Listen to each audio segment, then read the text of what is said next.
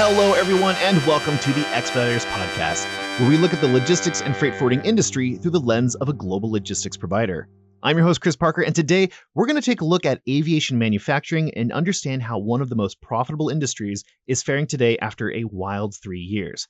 How does this industry support itself and keep planes in the air, whether through maintenance or fulfilling orders from airlines? Today, I have Jim Cangiano, our Global Director of Aviation and Aerospace Vertical, to talk more about this. Jim, welcome to the podcast. Thanks, Chris. It's so great to be here. Really looking forward to our conversation. We have a lot to talk about, a lot to cover. I'm excited to go through all this. Yeah, it seems like there's a lot to chat through here. But before we do that, let's get a little bit of background on you. Walk me through your background, your history, why are you interested in aviation? What's your career been like? Absolutely. Yeah. I started in the aviation world about 20 years ago, working for suppliers of primarily cabin interior components. So suppliers that made seats, suppliers that made bins and galleys and everything for the inside of the plane. And, started on the production floor, very much seeing how parts made their way through the factory and to the final customer, and realized early on that I love the customer side of things, what the customer almost thinks, Right. and what's important to them, really just a passion for that. So I wasn't an engineer by trade. I never really grew up as an airplane nerd. I'm an airplane nerd now, proudly stated airplane nerd, but never grew up that way. But that's my background, and have worked really close with the airlines, been able to be fortunate enough to visit many airlines around the world. That growing up as a kid in rural Maryland, I never would have thought that was possible, but it's been fantastic. The opportunities the industry has given, and excited to talk about that today. And this is a relatively new role for you as global director. What are your responsibilities now? Actually, talk a little bit about what you've been able to accomplish within Expeditors. Been with Expeditors 7 years, and just recently into the role of the global aviation director. And in that role, we're really responsible for our aviation business in general, our strategy, innovation, new products, what we do with our partners. And those are the airlines, suppliers, but also base companies and defense businesses. There's so much going on, and we'll talk about, the boom supersonic aircraft, the air taxis. My gosh, we have such a wide breadth of industries that we cover and call on. So myself and my team, we are, I guess you could say, within Expeditors, kind of the subject matter experts of what those supply chains need now, but also what they're going to be like in the future. And that's where we spend a lot of our time, certainly, working with our teams on current pain points maybe that our customers have, but very much on the innovation side of what's next, and working with our colleagues here at Expeditors. It's a great place to be. I imagine when you started working on the manufacturing floor, was it just to get a job, just to start working? So, okay, first story is that I graduated from college, and my first job was at a golf course, literally picking up balls on the driving range. I'm sure my parents were so proud of me at that point using my college degree. But that was my first job out of school. I didn't have anything lined up. Sure. And I was fortunate enough, one of the members that was playing golf, I was loading his golf bag onto his golf cart, and he knew that I had just graduated and said, "Hey, we've got a big, contract that we just won.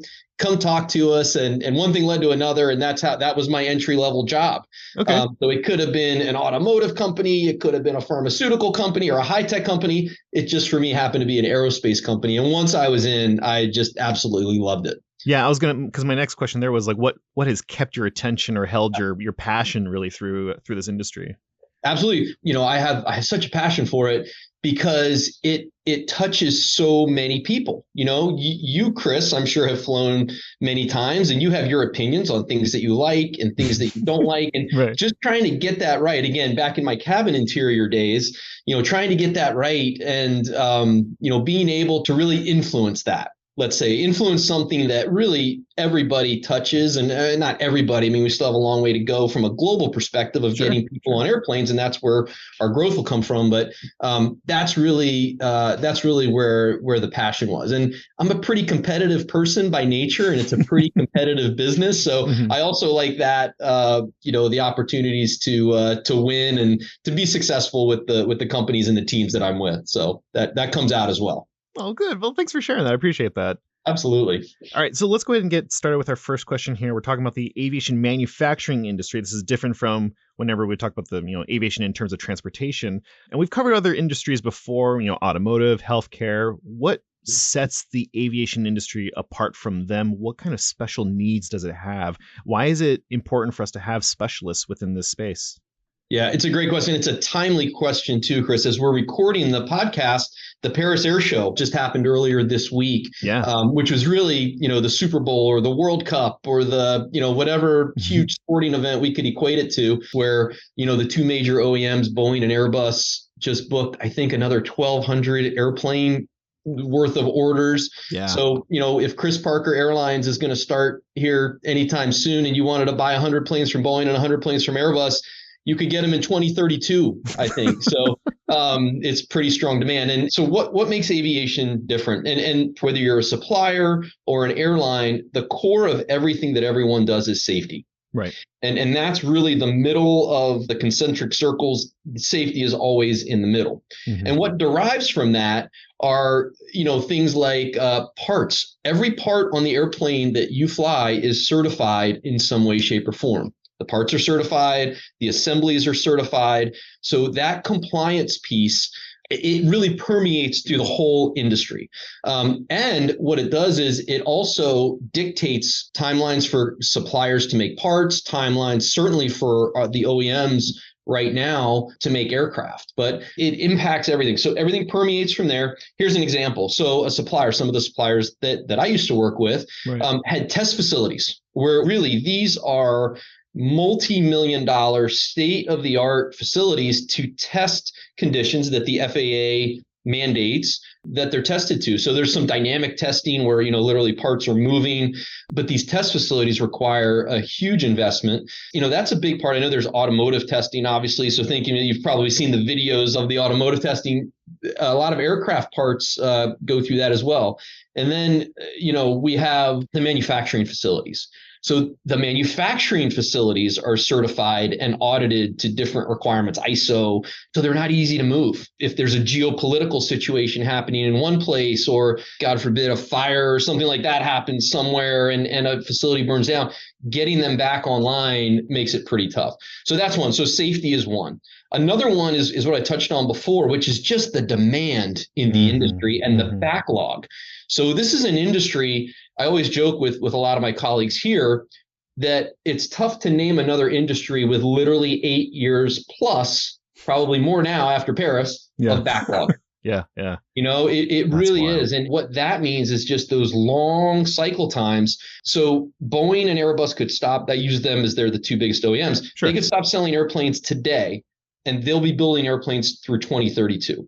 Jeez. It's really phenomenal what that means. And so, of course, that trickles down to the tier 1 suppliers, the tier 2 suppliers. So that demand and what that does then for the industry is hugely important. And then you get into some other things, the critical logistics space, AOG requirements. If you've ever had an aircraft that, you get delay notice and there's a maintenance issue or something like that, sometimes that's our responsibility to get parts to that aircraft so it can be fixed so you guys can go. There's nothing worse than that kind of a delay. And then some other things like, the oversized and expensive items. So all of these items are certified, and that adds cost then to the actual part. But, moving these oversized and expensive items comes with some risk as well. So, having a compliant partner that is very focused on customer service, on detail, it becomes mandatory. We're a little bit like the automotive world, but unlike the automotive world in that we don't deal with maybe hundreds of thousands of parts. But in a lot of cases, we deal with tens of thousands of parts. And so it's not as massive, let's say, as the automotive, but it's more customized. What would you say is like the most recent innovation or development in terms of safety that really has changed the way that the industry does things? Yeah. So the industry is a learning industry. Every, fatal accident, of course, is learned from by not just Boeing and Airbus or other aircraft manufacturers, but the industry is, all the statistics of, the most dangerous part of your travel when you're on an airplane is actually the drive to the airport. Right. The industry is amazingly safe and secure, but that also trickles down then to the suppliers as well, their attention to detail and, kind of the stringent requirements then that the governing bodies set for everyone too. So that's really what it comes down to, is that it's a very much a learning industry. And unlike some others, I think that there's maybe a knowledge sharing that happens at times, even between competitors. Yeah. Because really back to the core, right, of safety. If suppliers or OEMs won't keep things necessarily safe, there's certainly IP and proprietary information. But, if it benefits the industry, there's many conferences and kind of industry get-togethers where all that information is shared. I think that's pretty unique and pretty special. Yeah, that's interesting. I like that. So, I mean, even for as profitable and as competitive as the industry may be, there's still some good sportsmanship almost in terms of sharing this information so that everyone is compliant and operating as safely as possible. When it comes to that world, for sure, that compliance and safety piece. Now, there's certainly competitive nature and interiors. Sure. I can speak to that because that's where I came from. Yeah. Who has the better seat? And my parents were just here and they were telling me, I'm not going to say the airlines. We like this airline because they have comfortable seats, and this one wasn't as comfortable. Yeah. And, it makes a difference. I use them as a proxy kind of for just passengers, general passengers in general, of what they think. And, does that one have the TV on the back and all that kind of stuff? So that's a fun little aside there. Yeah. So you mentioned that this is a learning industry. What would you say are some of the vulnerabilities that this industry has learned about when it comes to supply chain and moving parts, keeping things going and supplied? It's a great question, and one that we grapple with basically every day. And it's really links in a chain, and it starts with the aircraft manufacturer. Mm-hmm. So I'm thinking of like an inbound to manufacturing situation where starting with the raw material that goes into then maybe a smaller part that goes into an assembly, that goes into a larger assembly, that goes into an aircraft. Those links have sublinks, and each one, in a lot of cases, there's very strict requirements and regulations. At times, you can fall behind with, again, a failed test or an engineering design maybe that didn't work exactly as it should have, or that you had hoped that it would. So those links, it can cascade, and supply chains can quickly fall behind, mm-hmm. which then will, kind of, if we're not involved at the front, we'll step in and try to do some expediting and so there's some other ways that we can work through that. But here's an example: the inbound to manufacturing at the aircraft manufacturer. They have a very strict, they call it their skyline, right? Their production line, basically, of that, this aircraft is coming, then this one, then this one. In some cases, it's a moving line, it may be moving just incrementally, but there's a very strict sequence of when parts go either on the aircraft or into the aircraft. So missing that is a major deal. I mean, every red flag that you can imagine would go up. So supply chain, kind of back to your question of being vulnerable, there's a few spots where you've got some vulnerability there. Right now we're seeing that with not even at the apex, kind of where the aircraft manufacturers are, but a lot with the third and fourth tier suppliers because of COVID. Mm-hmm. So during COVID, we had in our industry what, some referred to as a brain drain, where very seasoned people, our industry went down, by some measure, 70% in some segments, 50% in others, 80% in others. That sparked, unfortunately, layoffs, that sparked retirements. Those folks, let's take the early retirements, you're losing at times 20 and 30-year people and replacing them with folks that don't have as much experience. Well, there's an impact there because they have to be trained.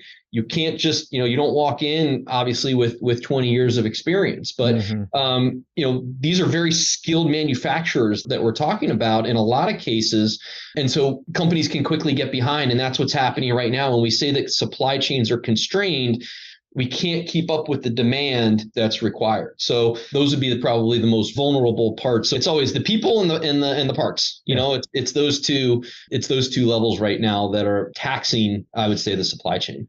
And I chatted on with someone on a previous episode, and help me remember the number here, or kind of the average number here is how many part suppliers are there under the a single umbrella for an airline? Oh my gosh. Yeah, there are, it obviously for an airline, and for really, it starts with the aircraft manufacturer. Like Sure. if you're buying a car, and then you have the car, you have to do the repairs. Right. Some measures, it could be different for different providers, but 10 to 15,000. That's insane, right? Chris, we go to some of these conferences and expos, and you just look around at how many suppliers, even for specific industries within the industry, Yeah. interiors, avionics, propulsion. There's so many suppliers in each one, and there's a market for it because they all are going concerns. I mean, they've been here for a while, and we always joke that their booths keep getting bigger each year Yeah. at the show, so they must be doing something well. Yeah. But it's a big number, and we could do a whole nother podcast on how many parts go into each plane, and that's a big number as well. Yeah. Stay tuned for our 20-part series on on how a plane gets built. I'm here for that. If you want to do that, I'm here for that. Well, you mentioned COVID earlier, and this kind of leads me to my next question here. Was over the last couple of decades, how has the aviation industry fared or absorbed the impact of global events? I'm thinking of, 9/11 was obviously a really big one. Sure. You could draw a line in history for that one, at least in recent history, by that event. And even like the Reykjavik eruption, right? That was a big thing that affected air travel. How did the manufacturing industry absorb events like that, and how does it kind of survive and get through those? Yeah, these events almost mark if you go back and look at a profitability chart for aviation, those events are markers. There's a marker where the global industry as a whole was profitable, and then boom, terrible event, and it's down for anywhere from a few months to maybe a couple of years to COVID being the worst case. But it really is a roller coaster. If you go back to kind of like the late 90s, early 2000s, before things really started to pick up, profit and loss was kind of incremental. If you had a zero line, and you'd be above a little bit from some years and below a little bit for some years.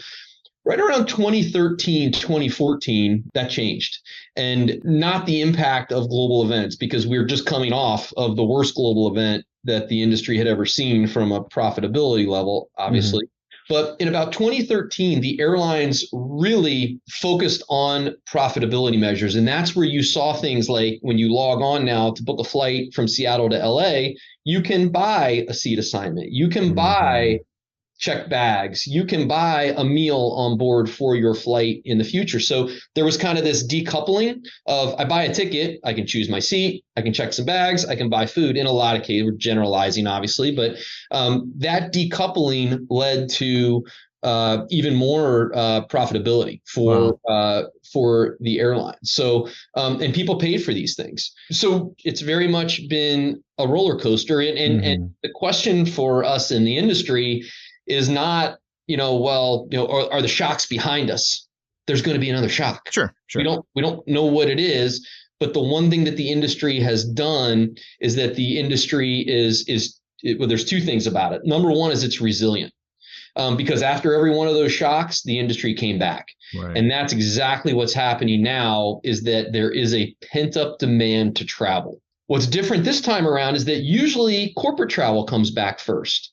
But through a lot of leisure travel. It's leisure stuff. And it's, again, people like my parents who want to travel, they're retired a little bit more comfortably. So they're willing to buy up to like a premium economy type offering, to have a little more space, a few more amenities. But the business and the demand now, people couldn't see grandma a few years ago. People couldn't go on girls' trips and boys' trips and, golf trips and fishing trips, and we couldn't get together for family reunions and class reunions. That's all back open now, thank goodness. So that's those possibilities are back out there. You look at the industry now, the corporate travel's still a little bit behind. It's still lagging. Depending on who you talk to or what you see, it's about 80%, 85% to 2019 levels. So not quite all the way back, but the industry was profitable, eked out a little profit last year, and should be more profitable this year. So it is, Chris, it's a resilient industry. It just keeps coming back because of that demand to travel. So that's on the travel side. What about the manufacturing side? How does it absorb impact, and what's the state of that industry like right now? Yeah, so touched on a little bit before of what the suppliers are going through right now. Right. They're constrained, the brain drain of people leaving the industry, folks with less experience coming in, having to be trained. There's some other things that are going on in the industry as well. Suppliers are looking at the opportunities to potentially things that they maybe wanted to do before but were too busy. Big Mm-hmm. thing, like moving manufacturing facilities. We have a Okay. manufacturing facility in Asia. We're a US based corporation, and we want to look at Mexico or somewhere else in South America or maybe Canada. Just looking at that nearshoring, or as our friends at Onyx would say, friendshoring. There's some of the geopolitical things that Yeah, are yeah. going on right now. It's tough to do that during the days of COVID when your business is down so much. Those kind of capital investments are difficult, but there's also a second sourcing. So in the past, supply chains, aerospace supply chains have gotten in trouble typically when there's a single source. When there's a single source and something happens, but this is the only company that can make this part that goes into this aircraft. I mean, you talk about if you're a project management professional, that single point of failure, that's it. Yeah, So yeah. bringing on second sources and where those facilities are hedging your risk a little bit. I don't think this is aviation specific. I think we see this in a lot of other industries as Yeah. well. China is the easiest example. We've got a factory in China, but we want another one maybe in Southeast Asia or Mm-hmm. in South America or somewhere else, just to mitigate that risk. So from that perspective, the manufacturers, the state of the industry is important. The highly regulated environment, that's not going to change. It's going to be hard for suppliers. Boeing, on the heels of they've been very public about on the heels of the 737 MAX situations, they're looking at how they do things a little bit differently as well. And that trickles down, kind of what Airbus and Boeing are doing trickle down to the rest of the industry. There's the labor shortages and layoffs, retirements, the knowledge leaving the industry. But here's the deal, from an aerospace manufacturer perspective, what do companies like Expeditors, what do we need to do Mm-hmm. as a supplier to tier 1, 2, 3 and aircraft manufacturers? The key things in our industry are reliability and meeting commitments. Mm-hmm. For many reasons. And this is on the new production inbound to manufacturing side. We say something's going to be there then, because the rest of the planning is around that. Price will always matter, and price it's incumbent on us to be as price competitive as we possibly can. Reliability and meeting commitments, and that compliance piece, that again for us, just like it's the core for aerospace, it's the core for us to be compliant.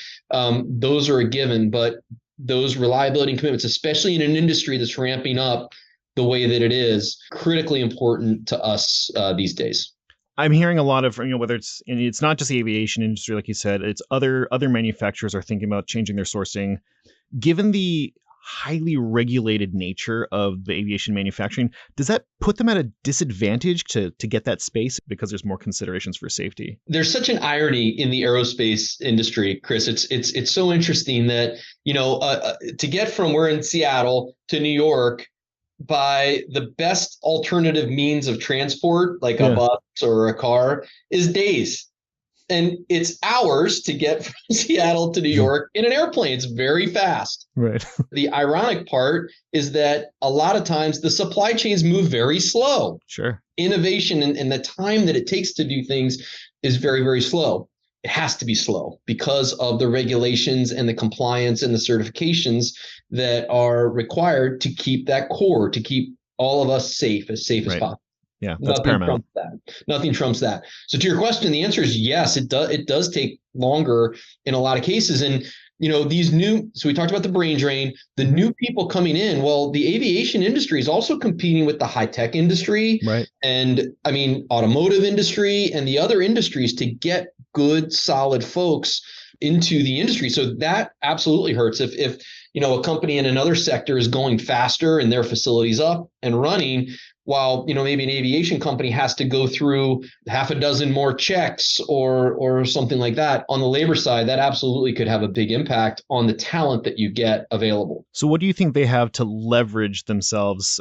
Like what's the special card in their hand that they have to play to say that they can keep up with these other industries then? A lot of it is the magic of flight and the Yeah, magic it's that just a cool industry. It is such a cool, it is such a cool industry. Yeah. Yeah, you don't go into, we always laugh, you don't go into aviation to be paid a bazillion dollars. Maybe that's different for some people, but, we always laugh about that. But just to be part of that, at the risk of sounding a little melodramatic, it's pretty special. Sure. That, I have a lot of pride when I get on an airplane and know that, we Expeditors have moved some parts that are on that plane. We certainly have a lot of cargo underneath that plane, but it's really a special, magical is the best way to think about it.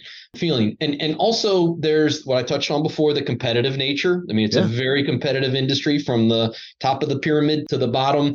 If you're a curious person, there is a lot of opportunity. There's a lot of learning that you can do in a time like this. If you go in, work hard, and prove yourself, there's opportunities galore. I mean, look at me. I started on the shop floor, for goodness sake, and then, got to the customer side, and now I work for this amazing company. So we have a lot of opportunity. And again, with the ramp up and some of those more experienced folks exiting the workforce, I would argue that now more than ever, there's a lot of opportunity for folks who are less experienced or that, are competing or where should I go work for that. And with that opportunity, I mean, the industry is going through a really big change here. And this kind of leads us to our next question here is the Boeing just announced like a new plane with a really innovative design. It's got these trusses that are supporting these super long wings.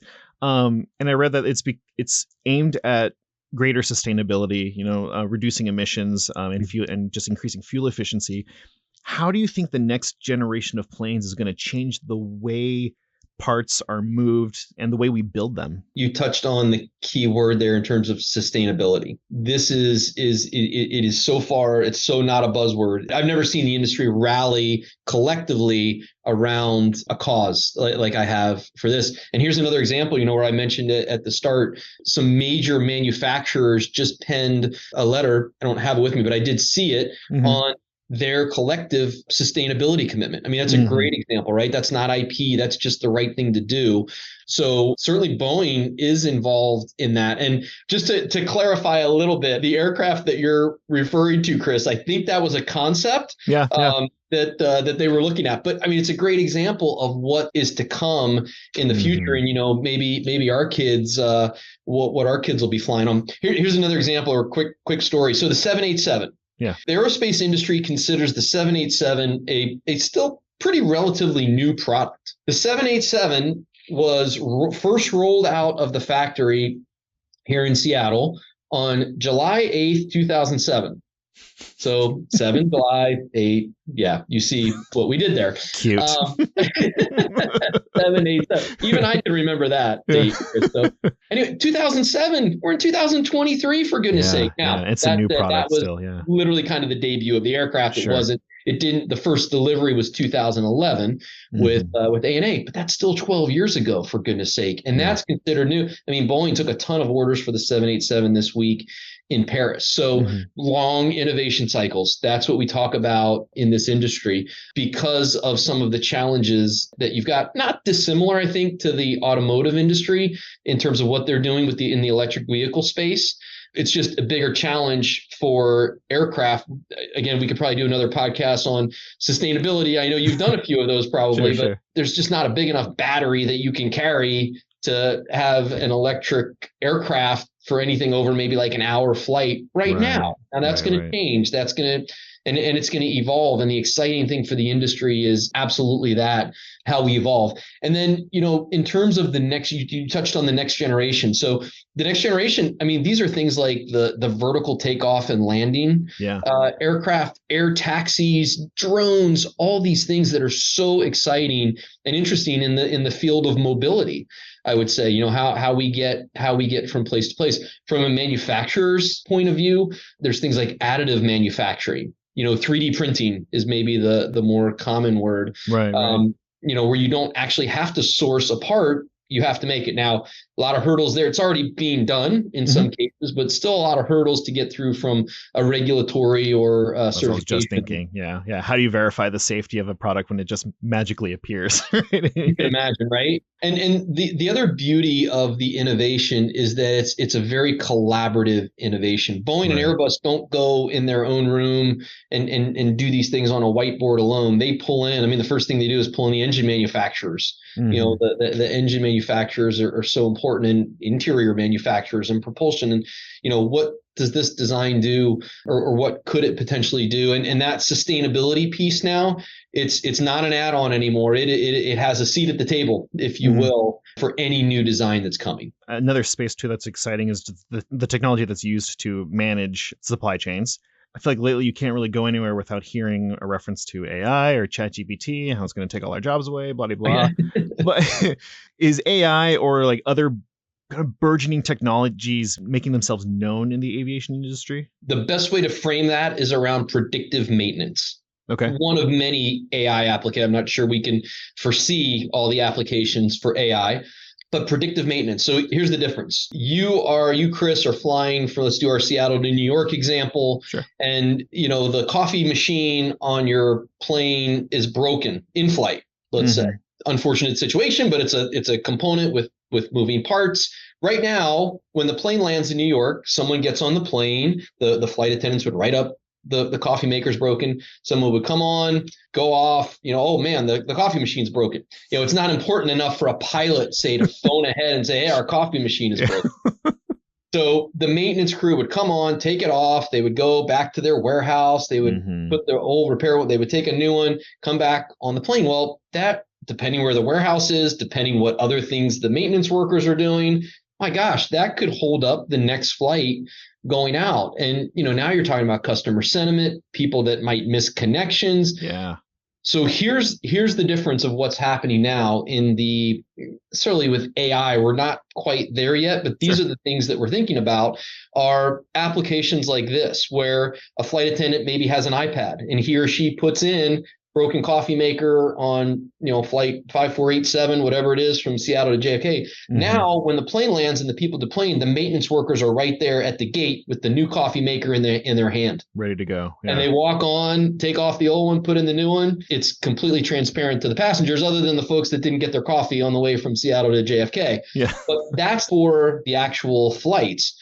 Think about what that can do for repairs. Yeah. You know, as well, the diagnosing of repairs, just the possibilities are really endless. From a manufacturer or supply chain point of view, you know, this is where digital twin technology comes. And the digital twin, the estimates of where that's going is exponential.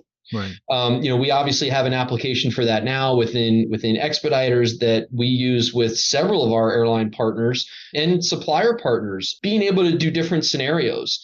And if we did this, what would the knock-on impacts be? I'm not a digital twin expert by any means, but it's something that, you know, again, I know we have those in the network, Chris, so you can talk to them. Sure. But, you know, the applications there are phenomenal. So being proactive or predictive instead of reactive, and what that does ultimately for customer sentiment. The airline industry is cutthroat. Every major airline, no matter where they are and what their niche is, whether they're a huge international carrier or a low-cost domestic carrier, every seat that they can fill is incremental profit for them. So every minute counts. There's an old industry adage that, you know, planes don't make money sitting on the ground. They make money up in the air. And that's, you know, what every airline is laser focused on. So this technology that's coming, whether it's AI, you know, with the digital twin technology, it's something we absolutely have to be all over. And, you know, I think that's kind of in our DNA as Expeditors. That's what we do. So it's exciting for what's to come there. Once aviation manufacturing and the airline industry have made a full comeback, what do you think will be the next big challenge to tackle or the big question to answer? Yeah, the big one right now, the airlines, as they go through and have had their earnings calls now from quarter one of 2023, I think each CEO and each COO that spoke on these airlines calls and these are Americas, of course, but this is a global situation, was infrastructure. And as we talked about multiple times through the podcast, the industry is growing, the demand is growing. The airlines, if they could snap their fingers and have more aircraft, they would deploy them today. But things like slots, literally a gate at an airport, there's a finite number. So those challenges are not easily fixed. Where can you expand the runways in Los Angeles, right? Where can you expand the runways in New York, Chicago, Seattle? And that's the Americas. I mean, think of London Heathrow. My goodness, there's hardly any space there. And, that's also why some of the aerospace analysts think that places like Dubai and, maybe India for sure is going to be the largest growth market in the world for aviation. Almost everyone has said that. And on the heels of Paris, that became even more and more clear. So that infrastructure piece, that's not an easy solution. It's not easy to expand infrastructure. And that's happening again. That's a global phenomenon. The other one, Chris, is air traffic control. So air traffic controllers and some of the technology that they have, being able to upgrade that seamlessly without impacting the industry is also a big deal. Again, back to what our theme has been, it's the safety is the core. There's nothing that will jeopardize that safety from that perspective. So being able to upgrade our air traffic control system, it's something that our governments and our airlines and that it's big time on their radar. And then, people coming into the industry, we want that magic of flight and people who are driven competitively and really industrious and looking to do a great job and being recognized for that great job. Those are the ones that we want to come into the industry. So it's not like we talked about before. It's not that there's going to be another shock. But we think what the airlines and what the suppliers have learned through, like you said, 9/11, the volcano, SARS in Asia, right, is that how to navigate some of those things as best as possible. No one saw COVID coming and some of the challenges that were there. Yeah. Certainly there's lessons learned that came out of it, but I hope that answers the question. Those are some of the bigger challenges. And to end it with the people, we need more pilots. We need more flight attendants. We just mechanics, need more. I've heard there's a shortage of mechanics. Mechanics, absolutely. The skilled mechanics. We just need more people who embrace the magic, let's say, of airline flight in the industry. And with that, I think that brings us to the end of our conversation. Jim, thank you so much for taking the time here to walk me through all this. This is, I don't know, like I always enjoy like learning about the industries like themselves and just all the problems, the questions that they have to ask themselves and the different kind of interesting ways that they're being solved. So I really appreciate you talking to me about this. Absolutely, Chris. Again, I can talk all day, every day about these types of things. I just love it. And for any of your listeners that are out there who are interested in this, please, I will make time. My team will make time to talk about the opportunities in the industry. We just love it. Thanks for listening to today's episode. If you've got questions or want to learn more about today's topic, check out the show notes for more information. And before you go, make sure you're subscribed on whatever podcast app you're using so you won't miss the next episode. To learn more about Expeditors, you can find us on LinkedIn, Facebook, Instagram, and Twitter, or simply visit us at expeditors.com. Take care, and I'll see you next time.